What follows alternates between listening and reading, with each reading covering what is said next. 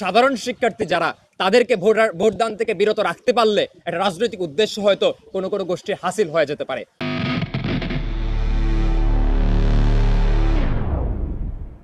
কারণ 40,000 স্টুডেন্ট কোনো বিশেষ রাজনৈতিক দলের না, সর্বোচ্চ একটা অল্প ন্যূনতম একটা সংখ্যা হয়তো কোনো রাজনৈতিক দলের হতে পারে।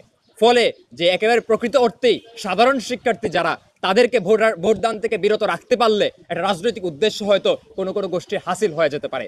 ফলে দেখা যাচ্ছে ভোটার আগমনকে কেন্দ্র করে ভোটারকে যত বেশি নিয়ে আসা যাবে এই ধরনের আলোচনা যখন আমরা করছি তখন বিশ্ববিদ্যালয় প্রশাসন একটু পিছপা হচ্ছে।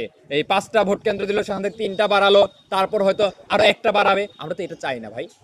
আমরা চাই 19টা হলের জন্য যেরকম ভাবে ভোট কেন্দ্র করা হয়েছিল, তারপর দেখা গেছে যে এখানে লাইন জ্যামিং করা হয়েছে, তারপরে দেখা যাচ্ছে যে সবাই ভোটদান দিতে পারে নাই, এ ধরনের ঘটনা ঘটছে। এখন এই নির্বাচনকে কেন্দ্র করে এই ঘটনা যে ঘটবে না এর তো কোনো গ্যারান্টি নাই।